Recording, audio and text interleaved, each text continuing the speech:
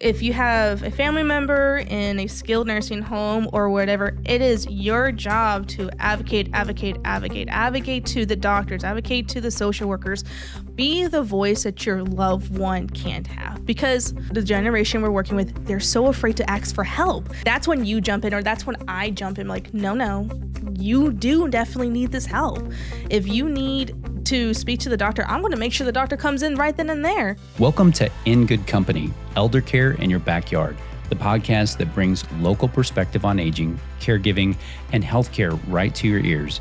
I'm John Ray. And I'm Spencer Ernst. Every week we talk with the people on the front lines, all making elder care accessible to you.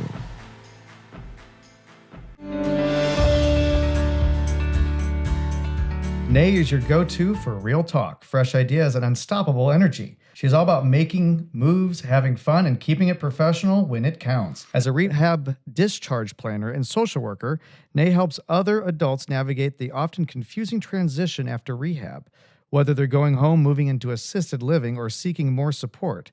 Her work is shaped by her firsthand understanding of how challenging these moments can be for both patients and their families. And her mission is to make every difference she can, no matter how big or small. Ney, welcome to the show. Hi, thank you for having me. We're so glad you're here. We're sorry. We have so many questions. Okay, hopefully I could answer them. That's awesome. Okay, so tell us about your role. So like how you said earlier, I work with James River Nursing and Rehab. I am their discharge planner / rehab social services. So what I pretty much do is when someone comes in, I kind of chit chat with them, get to know them a little bit, like their social history, their discharge planning, what they want to accomplish with therapy, either that's with occupational, physical, speech therapy, and see if we could even maintain those goals with them. And then pretty much I tell them, I'm going to be your annoying best friend. I'm going to check in on you once or twice a day or as needed. And we pretty much go from there. When it comes closer to discharge, the team, like therapy, nursing, and myself will go in, do a care plan, which is their freedom to talk to us like, hey, I don't feel comfortable maybe walking 2 or 3 steps from the stairs, and I have 3 steps I need to work on, or I notice standing for a minute and a half, I get really winded, or just any concerns they may have about going home. And we adjusted right there. And therapy or myself was like, okay, before you discharge, let's work on these things. And then home health, really. I come in and say, okay, what home health services do you want? Because I pride myself of patient's choice. I like them to talk to me saying, okay, what home healths can you recommend? I tell them I cannot recommend anybody. Here is the actual Missouri list of home healths. You let me know who you want to talk to. That's with you guys with Haven or that's with anyone else. And I could bring someone and they could talk to you more about what their services are. Send out the referral. Get ready for them to go home and they discharge. I typically like to touch base with them like around like maybe a month just to see how they're doing. And if they're doing great, I said, great, call us if you need us anymore. So that's what awesome. I pretty much do. That's awesome. So what led you to this career?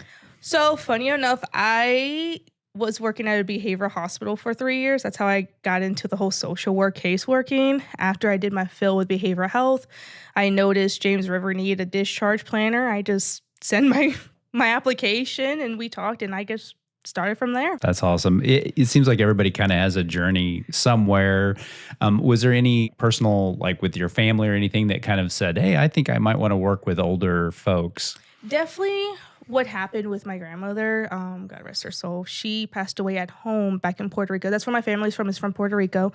My grandmother was dealt with cancer and it took her. And it baffled me. That's when I was in college, still, getting my bachelor's in psych. And it just baffled me that not a lot of people were going into the homes and helping out. And I asked my mom while she was there because my mom was a nurse, but she took that role to take care of her for her last few months. And I said, Mom, is there anyone else that could help you? And she's like, it's just me and your aunt, my sister, and that's it. And that kind of made me sad. I was like, there should be more people out there, especially for those who are like the last stages of life. So again, coming from behavioral health, I noticed James River and I'm like, you know what? Let me test this out. Maybe this is God saying, you might want to look into this population. So definitely. We'll dig into Yeah. that gap that you mentioned, of care, because we definitely want to circle back to Yeah. that. So I wanted to get into, because skilled nursing is a whole nother world, It and a lot is. of people get a little intimidated by it. Can you help describe what skilled nursing is?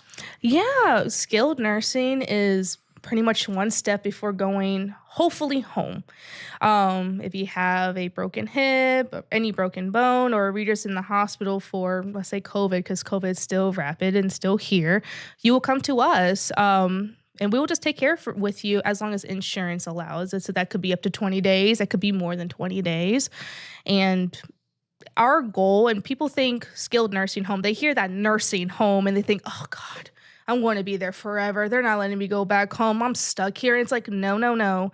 We're literally just here to help you get home. We want you to get better. We want you to start walking again, do your normal independent living pretty much. And then that's it. You're home. Unfortunately, some people do have to stay a little longer, and they accept that prior to coming to us. But typically, no, skilled nursing is just therapy, therapy, therapy, therapy. That's great. And how often does therapy typically occur? About 5 days a week. Okay. So you see therapy about 5 days a week. You'll see, depending on the disciplines you need, we offer all three disciplines: physical, occupational, and speech therapy. If you don't need speech, then you see physical and occupational. Twice a day, you'll see one person, and then the next person will come right after. And you're typically with them for maybe around 40 minutes, 45 minutes. Okay. So with them for a good hot minute. Yeah. That's a lot of rehab. That's great. Oh, yes. You had mentioned that the time that they spend in the facility varies based on the insurance. Can you get into that just a little bit more? So there is manage and Traditional Medicare? thank you, traditional Medicare. So as we know, we have like Med A, you and us will have a conversation. That care plan that I mentioned earlier, we will talk to you like, okay, like you have been hitting these goals. You said you have 5 steps, but you're walking 10 steps on the stairs. You said you want to walk 50 feet. Well, you're past that. Do you feel comfortable with going home? That gives all the determination, the choices to the patient. They said, you know what? I feel ready. Okay, you're good to go home. We will set up your last cover date. You let us know what the last pieces you want to work with, and then you're on your way. And then you have Medicare Advantage. Yes. Correct? Okay. Yes. We will send in updates to your insurance, typically once or twice a week, depending on your insurance. And your insurance will decide what we have here at physical and occupational nursing, saying they're doing this, this, this, and they're doing great or they're not doing great. Insurance will unfortunately just cut you off. Like, okay, here's their last cover date. You get to discharge 2 days right after. Okay. And are there different Medicare Advantage plans that handle that differently, or are they all kind They're of all like pretty much line the same. Okay. Yeah. Okay. And so you're providing them with feedback on a weekly basis, Yes. documentation, that sort of thing. And Yes. and who's actually making the decision on whether they're ready to go home or not? Honestly, it's a little bit of both. Okay. It's going to be a little bit of both. We can only document what is true and what we see. And then you have the resident. If, let's say, insurance comes back and like, you know what, we give you 5 more days. But if I was a resident, I'm like, I want to go home. That's totally fine. We'll set everything up for you to go home. We would need to talk to your provider, whoever is the provider that they see with us, and make sure it's a safe discharge. Because we want to make sure when you go home, it's safe. You have your medications, you have your home health, you have a follow-up appointment with your, preferred primary care doctor outside versus doing a AMA. Doctor says, no, like insurance is correct. You might need a few more days with us. And then the opposite of that, do you have ever times where you have clinicians who are like, they're not safe to go home, but the insurance is saying they do need to go home? Does that happen? Yeah, that happens more than what people think. And it's a lot of different things. It could be for their medical, like, oh, you know what, they're not really walking as much as we want them to, or it could be a safety concern going home. When it comes to safetyness at home, if we have an inkling like, hey, this does not feel safe, we don't feel like you're going to have the proper care that your family is saying, or if you are denying home health, we will have to call the hotline.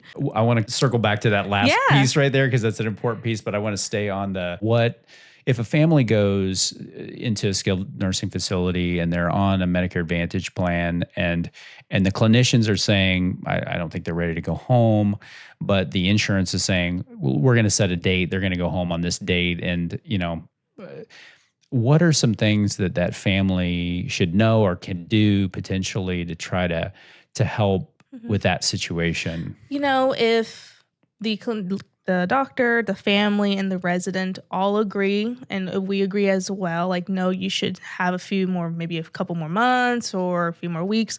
If we have enough availability, if we have a bed, we say, hey, like, we think you could benefit with Part B, which is just continuing on with your therapy, maybe twice a week, 3 times a week, or restorative. What do you say about staying with us in long-term care? Then we have a whole, I shouldn't say issue, but a whole problematic with finances, because some people may not have that finances. Some people may not even have Medicaid, and that's going to be a whole thing they have to do to sign up. Do they have assets? Do they have the minimum under a certain amount to even qualify for that? Or do they even have the funds to do out of pocket? And if they do, who's going to take care of their home when they're not there? Or Right. if they are still primary breadwinner, I like to call them, and they have people living with them, can they even support? So there's going to be all of those things. Let's say, for instance, you have somebody, I'm going to go back to the appeal part of this, where you have the doctor, clinician, everybody, the family is like, they're not ready to go home. Medicare Advantage is saying they need to go home. Is there appeal process or anything they can do? What are the family, what can initiate that? So with insurance, they will go ahead and, provide us a non-medical last cover date, right? And on the end, it says you have the right to appeal. They give them a number, like an 800 number. And I let them know, like, hey, if you still feel uncomfortable going home, go ahead and call this number. Have you and a family member talk about the needs. Take the emotion out of it, because insurance, unfortunately, they don't care about your emotions. They want to know the cold, hard facts. Can you walk this distance? If you have stairs, are you able to do this? If you live at home, are you able to shower? Are you able to cook? Are you able to do your basic living things? Those is what you need to say to when you appeal. And then it goes through a 3-day appeal. So hypothetically, let's say we get we get a NOM-NOC, which is non-medical coverage, and we get it on Wednesday, right? That is the first day you should definitely call in the appeal, because it takes Wednesday, Thursday, Friday, and typically the Friday will be your the last cover date. You discharge on Saturday. So go ahead and do in that first day. Let them know factual what you need, what you need to do to accomplish your goals. And then by that Friday, we should hear, you know what? You're right. They should have at least maybe 5 more days, 3 more days. Let's review it sometime next week. Or there has been some cases they're like, nope, you're still going to go home. Okay. So when I'm just want to make sure that the families that are listening to this really fully understand who is actually initiating that appeal. Are they actually physically calling at your, I guess, guidance, or is the facility calling? No, it will be the resident and their families. Okay. I will give them it will be like a piece of paper. I said, okay, if you want to appeal, I will give you a copy. I need the original so I could send it off to your insurance. I will highlight absolutely everything. Like, call this number like today. The moment I leave this room, call them. And luckily on that piece of paper, it has the insurance number on it, because they're going to ask, okay, the insurance number, we need that. Who are we talking about? Exactly what they've been doing in therapy. And then they're going to ask a $1 million question. Why do you think we need more days? Right. So it'll be just family driven. I cannot talk to them because it's going to look biased. It's going to look like I'm favoring them, which is not true. Like, I want to make sure everybody has their needs met. Right. So it'll be family or the resident. Okay. Now, going back to the financial side of it, so the skilled stays covered. I tried to appeal, that didn't work, and now we're to the part where we're saying they're not ready to quite go home. Our appeal failed, so now we're going to offer for them to go on what's called Medicare Part B, which can you help explain what's covered under Medicare Part B and what's not covered? Before we go into that, we need to go into are they willing to stay in our long-term care if we have the beds available, or if another nursing home have beds available? So we got to go with that first. If they say, if it was like, let's say it's my own father, right? And we both agree, you guys agree, like, yes, he needs to stay. Okay, do you have a bed availability? Sure, yes, great. How much does it cost? Does my father have Medicaid? If my father does have Medicaid, great. But we had to understand all of his income, at least for James River, all of his income minus $50 will go to the facility. All right, perfect. We're done there. So now Part B services. We had to send an authorization to the insurance saying, hey, we want to see them for Part B. What do you guys cover? We're wanting to see them for physical and occupational. Here's our evaluations. What do you guys say about this? If they said, you know what, let's go ahead and do Part B twice a week for 4 weeks. Perfect, right then and there.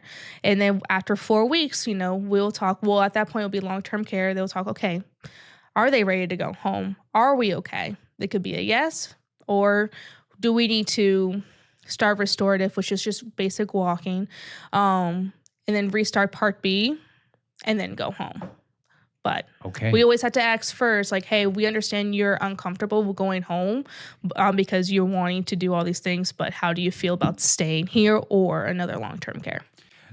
So just to make sure I got it clear, the Medicare Part B is going to cover the kind of the medical portion of their rehab. Yes. But then the rest is going to be their stay there is actually going to be privately paid, either through Medicaid or through their own private funds. Yes. And you'd said that sometimes when they're in the middle of these situations, that is there assistance with applying for Medicare, because some people may come through the doors. It looks like they've had, like, let me just give an example. They've had a severe stroke. It looks like they're going to be long-term getting rehab for a long period of time. The insurance may, Medicare Advantage may or may not cover that full amount of rehab that they need. They need to pay privately. They are married with a spouse at home with a nest egg, and I don't know what the cost of James River is per month, but I would say in the ballpark of a lot of skilled nursing facilities, somewhere between $8,000 and $10,000 a month, somewhere in that ballpark. And so, how do families navigate all of that? It's a very long process. If they go into rehab and family and the resident all understand, like, hey, like, we're actually just not going home. We're going to be needing to stay. That's when they'll speak with our business manager, Megan. And if, let's say, they don't have Medicaid, we could start applying for Medicaid. There'll be Medicaid pending. If there is a spouse, I always heard the term elder law. You might want to utilize them, because we're not going to have one person not living in the home because everything needs to come to the nursing home. No, they had to have their means as well. But Medicaid pending is something we also take as well. What I'm trying to do is help our listeners understand the financial impact of some of these more serious things that are unexpected, that end up being a way bigger financial cost than they were initially anticipating, and what are the steps that some of them have to do? Because I do know that people go into retirement with a fixed income. They have this nest egg that they're expecting to use for decades, sometimes after they retire. And then all of a sudden, now we're going to pull from that nest egg a significant amount, which can have a drastic impact on their personal life, of course. And we're just trying to make sure that they understand what those things are so that they can start to prepare for some of it. From just experience, we had somebody who had what you call like a pretty nice nest egg, right? Nest egg. They just pay privately at that point. If they're like, you know what, I could pay a whole year's worth and I feel comfortable with doing so, we don't stop them, because with Medicaid, you have to be under a certain threshold to even apply and even to be even looked at. Yeah. So if you have, let's say, $100K, you're going to be paying privately for a while until I think you had to go under like 5,000. Have you run into a situation where, it was, I guess, off of that subject, it could be anything, but if you run into situations that came out to you that seem like there's a gap in service, you had mentioned that before about your grandmother, and just concerns that they're going to go home, they're not going to have the care, they don't have the finances and that sort of thing. How often do you see things like that? Weirdly enough, I probably see it a couple of times a month. Oh, okay. But when it does come around, I give them the best information I could give them. Sure. And when family come and they get really nervous, like, my mom isn't 100% better. Like, you said you would fix my mom. You said that she could walk. You said they could do this. And it's like, we will never promise you that. We will promise we will do the best we can as long as they're doing their best. Perfect thing. I get a lot of people with broken femurs. A lot. They fall, broken femur. They fall again, broken femur. We will just help them regain their strengths with that. We will help them stand for as long as they're able to stand, or help them utilize walkers, canes, wheelchairs for them to be mobile again. And as long as they feel safe using those tools, they're good to go home. And again, and it's cautious. I'm like the same way with my own parents. It's like, are you sure my dad's okay? Are you sure my mom's okay? Are you sure if I leave them home alone for an hour, they're not going to fall out that nice comfy chair? No, they will be fine. So a lot of people, they think we will fix them 100%, which is no one's going to go back to 100%. We are in a rural area. And I know that access to care can be a little tricky. I'm assuming it's different if they live in Springfield versus out in a rural area. What challenges do you have related to that? I also lived, before moving to Springfield, I lived in a rural area where it was hard to get anything. Once they tell me they are living in the Amish town, I always like to call it, or the country town, I immediately from day one start looking around. I start calling people. I start calling the home health that I already have contact. So I'll be calling Alex, hey, do you guys service, Ozark or Seymour, Marshfield, and go from there, calling all contacts before discharge plan actually starts, because I want to make sure when it comes to their care plan, which we will talk about discharge and therapy or just one-on-one conversation, I have all the data I need. Okay, here are some home healths. Here is some in-person, if you just need someone to be with you, these are the contacts. Or if they already know somebody or they have an idea we want to try this company, I'm going to call them hey, I have somebody who lives in this area. What services can you guys provide? So it's a lot of calling on my end. Are there some unused services or supports you often recommend? Actually, the main one is going back to the whole cooking and cleaning. I put both of them together apparently. Or even just having someone, if they already have a home health in mind or they're already established, and I could already tell, and I tell them hey, you're going to need somebody with you. Depending on their home health, I'll be use those services. Use them. Let me call them and let them know you're thinking about them, or you call them. I will give them a business card. You call this person, tell them about the services you're going to need. Or if that, unfortunately, sometimes it happens, they just don't, that home health may not have enough staff. I'll just use another that's strictly just for transportation, being with them. Use them, please. Call them. Unfortunately, there'll be times you can't, involve your family, you can't involve your friends, but you can definitely use these services. So that's great. Some fun facts about you, surprising fact, written down here. Okay, let me read this correctly. You almost lost your left arm to an alligator while fishing as a kid. Yes. Tell us about that story.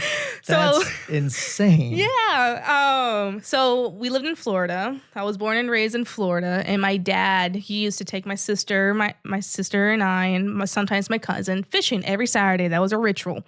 So this particular Saturday, I was 6 years old. And we're fishing. We're in the Keys. Big thing about Florida, do not go in the water. Whatever you do, you do not go in the water because there's always going to be either a garfish or a gator. Don't go in there. I was 6. I didn't care. Man. So I'm fishing and I notice my line is stuck on what I thought was a log. So what do? I hop in the water, I've reached my hand out, and next thing I know, I hear a hissing. My dad picks me up and bolts to his truck, and I hear, "Ron, get in the truck." And I see my uncle. My uncle was with us. I see my uncle, he grabbed my sister, he grabbed his son, my cousin, and we bolted to my dad's truck. And I had like a little teeny tiny little scratch over here, and I turn around, I see like 3 like adult gators running after us. Oh my gosh. Yeah, and like that must my have been dad, terrifying. he like yelled at me. He's like, "You never put your hand in the water. Why were you in the water?" And I was like, "My line was caught." Yeah, it wasn't until years later I realized my hand was actually like in the gator's mouth. Oh So my God. my Wow. dad called my mom. She's like, "You got to go to Broward Hospital. I got to get some shots in there because like his teeth did a whole slink." And yeah, it wasn't deep enough for me to get stitches or anything, but just enough for me to get shots as a kid. And I'm like, I didn't do anything. And I a was just lifelong fishing. lesson. A lifelong lesson. So kids, if you live in Florida, don't go in the water. Good advice. People will get all kinds of advice they didn't expect on this. Yeah. On this podcast for sure. So advocacy, Yeah. it's your passion. It is. Tell us about it. If you have a family member in a skilled nursing home or whatever, it is your job to advocate to the doctors, advocate to the social workers. Be the voice that your loved one can't have. Because what I notice a lot, especially with the generation we're working with, they're so afraid to ask for help. They're so used to like, no, pain is not real. No, I could do this. Like, you're not going to stop me. But they are like, wait a minute. Never mind, I'm not going to say that. I'm not going to ask for help. That's when you jump in, or that's when I jump in, like, no, you do definitely need this help. If you need to speak to the doctor, I'm going to make sure the doctor comes in right then and there. If you need, to talk about therapy services and they just haven't make it in, I'm going to come in, I'm going to grab therapy by their hand, like, hey, they need to talk to you about this. Or if you just, as a loved one, again, like just thinking back about my grandmother, and I wish I knew what I know now back then, to call around and be like, hey, my grandmother is sick. Like, you said you're going to take care of her, but I am not seeing this.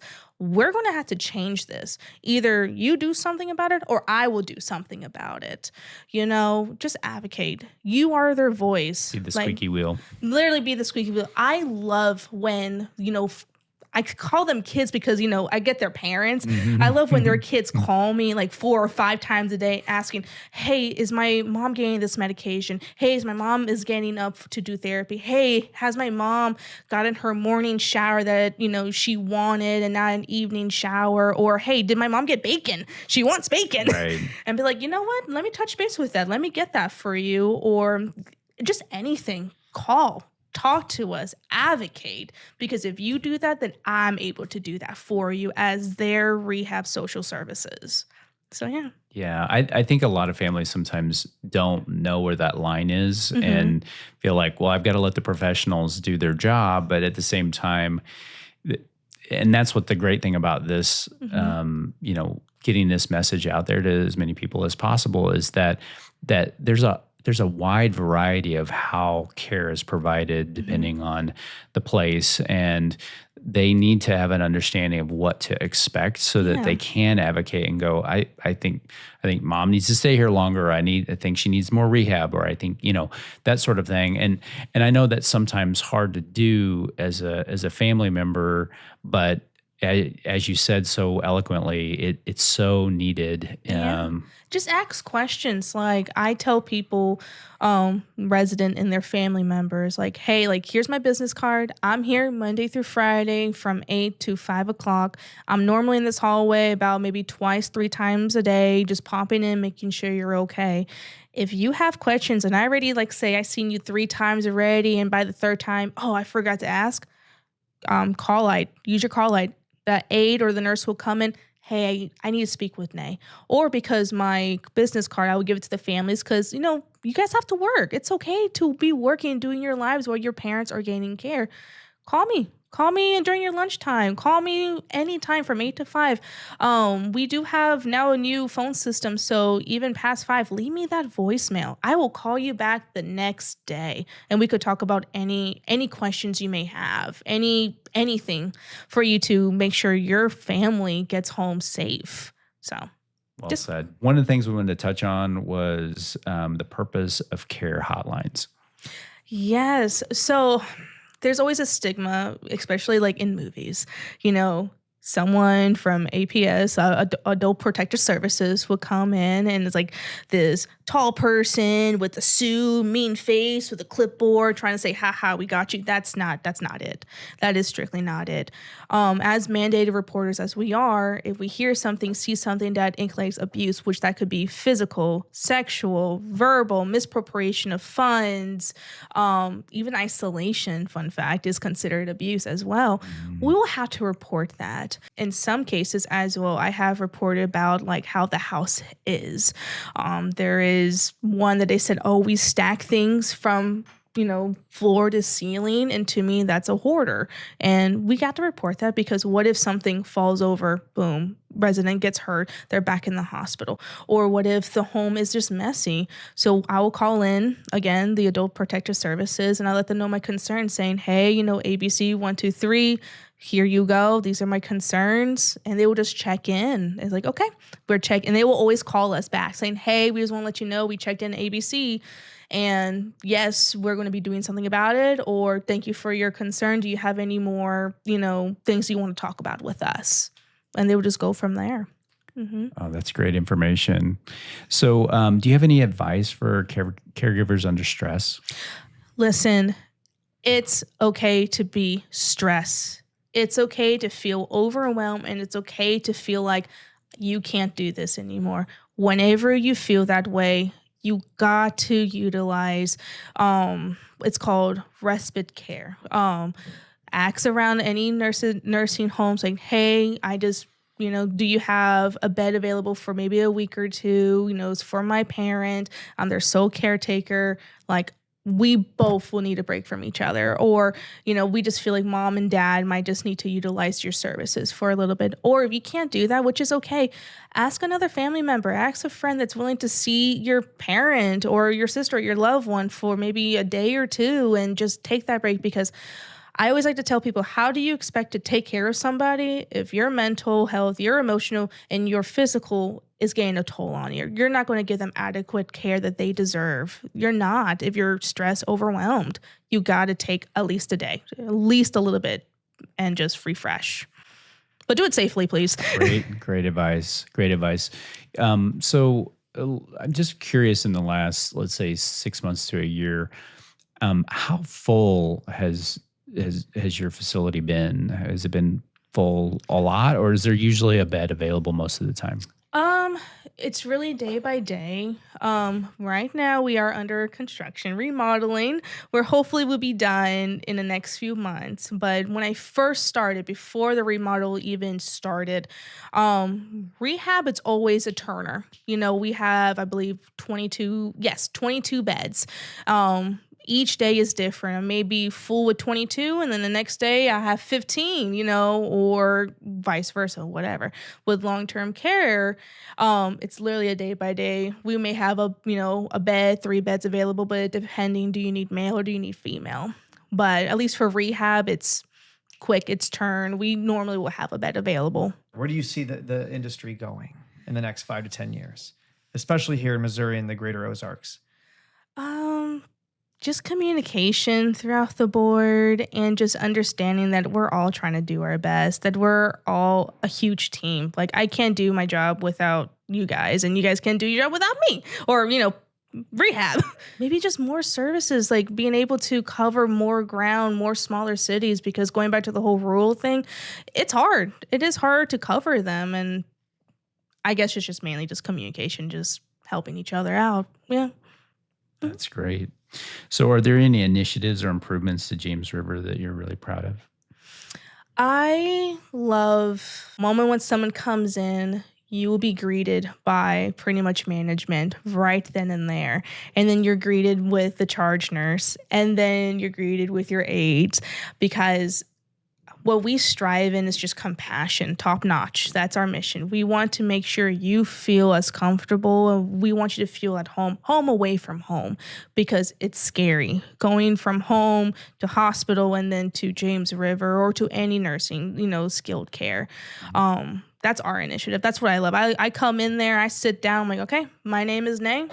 Let's talk. What's going on? What brought you in here? And I like to let them go a little bit loose. We'd be sitting there chit-chatting for like 30, 40 minutes about everything under the moon and stars. Yeah, that's great. Just getting to know them really well. No, just getting to know them, because they need a friendly face. They need someone that they could remember, oh, I'm having, a little bit of concerns or a little bit of questions. How am I going to get home? Let me talk to Ney. Ney was there when I first got there. She introduced her. She sat right in front of me, and we were talking about my grandkids. She took the time to actually listen and repeated back my kids' names, my grandkids' names. She knows where I'm from, and we have these in common and things that we just talked about. That's awesome. Oh, yeah. Well, you can tell your passion really comes through for helping people who need it. I'm definitely a people person, and I am a certified yapper. So I can sit down and talk and talk and talk. And I'm like, oh, I forgot to ask you these questions. I know the nurses out there. Give us another 10 minutes. Anyways, work time. That's awesome. That's awesome. So just kind of a final takeaway for families out there that, they're stressed about skilled nursing, or a nursing home in general, what are maybe some of the major myths that you think that people have, misconceptions they come into the door with that they should understand that aren't true? We're not like how the movies portray us. Like, we're not the little scary, like, nightmare. No. You always see a smile on our faces. You're always going to hear us say, anything else I could get you? Or, hey, do you want some more water? Or, hey, you want to go outside? Let's chit chat. We see you're feeling sad. Like, what's going on? Talk to us. Like, and also, whenever people come from, like, again, going back earlier, I said people are coming from rehab, their first immediate thought is, I'm never coming home. No.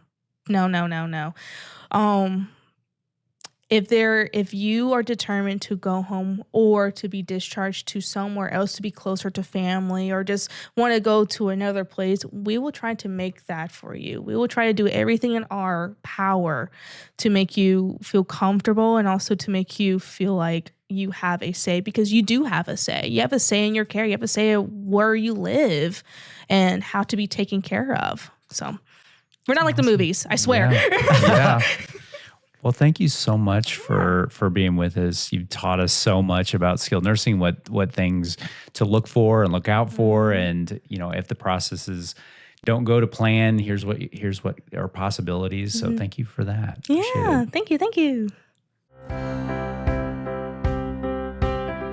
What about Ney? Wow. What do you think? She was fantastic. So much good information for everybody. I love it. I loved how she focused in on making sure that families advocate. They need to do that more. They need to go in these situations and be the squeaky wheel. A lot of people are like, well, I don't want to, make someone upset or make someone angry with me. But to be honest, the squeaky wheel does get the better care. Unfortunately, that's just kind of how things go. And so if a family member comes in and they're very demanding about things, a lot of times those facilities really step up, and they are more careful and provide a little more attention. And so, all the advocacy you can do for your loved one really makes a difference.